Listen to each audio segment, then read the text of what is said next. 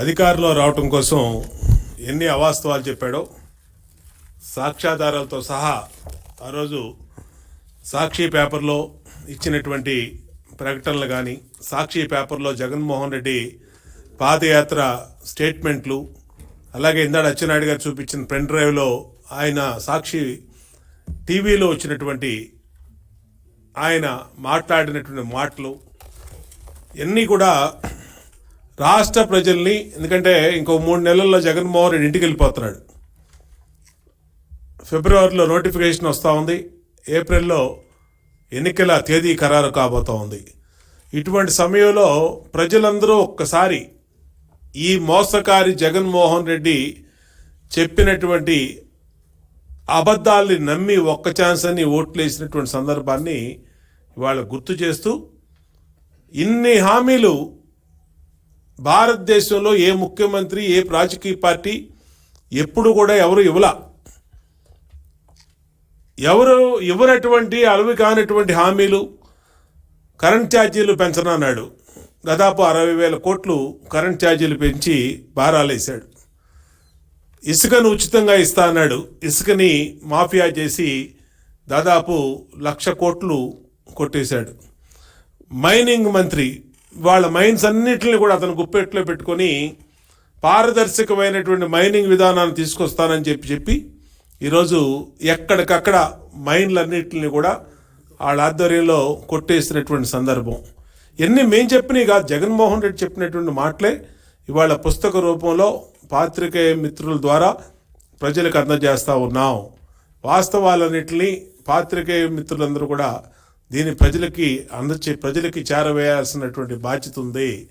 ఇంత మోసగాడు, ఇంత మోసకారి ప్రభుత్వం అటేపు అన్ని రకాలుగా అమరావతిని రాజధానిని ఇక్కడే కొనసాగిస్తానని అసెంబ్లీలో చెప్పి ఇవాళ 3 రాజధానుల 3 ముక్కలాటలు మొదలుపెట్టినటువంటి జగన్మోహన్ రెడ్డి కథ, అటేపు రాజధాని అని చెప్పి విశాఖపట్నంలో 1000 ఎకరాల భూములు కొట్టేసినటువంటి విధానం కానీ, పరిశ్రమలు ఇతని దెబ్బకి జనాలు వెళ్ళిపోయినటువంటి విధానం, జాబ్ క్యాలెండర్ అని చెప్పి మోసం చేసి యువతని నిర్వీర్యం చేసినటువంటి విధానం, ఎన్నిటిని కూడా ప్రజల్లోకి తీసుకెళ్తాం.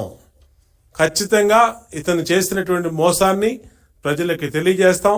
ఇంత అత్యంత మోసకారి భారతదేశ రాజకీయ చరిత్రలో లేడు. అత్యధికమైనటువంటి అబద్ధాలు చెప్పినటువంటి జగన్మోహన్ రెడ్డి విధానాల్ని అతని మాటల రూపంలోనే ప్రజల్లో తీసుకెళ్తానికి తెలుగుదేశం పార్టీ సిద్ధంగా ఉంది. తెలుగుదేశం పార్టీ రేపు పూర్తి స్థాయిలో ఇచ్చే మేనిఫెస్టో కానీ, గతంలో చెప్పినటువంటి సూపర్ 6 కానీ చెప్పినవి అమలు చేసేది తెలుగుదేశం పార్టీ అని కూడా తెలియజేస్తా ఉంది. ఒక్క పాయింట్ అండి. నమస్కారం అందరికీ. మద్యపాన నిషేధం సంపూర్ణంగా చేసిన తర్వాతే ఓట్లు అడగటానికి మీ ముందుకు వస్తా. ఈ మాట మీరు అన్నది నిజం కాదా జగన్మోహన్ రెడ్డి గారు? మా 5 ఏళ్ల పరిపాలన అయిపోయిన తర్వాత మద్యపాన నిషేధం పూర్తిగా అమలు చేసిన తర్వాత అప్పుడు మీ ముందుకు వస్తా ఓట్లు అడగటానికి. ఏం చేసావు నువ్వు? మద్యపాన సేవనం బ్రహ్మాండంగా పెంచారు మీరు.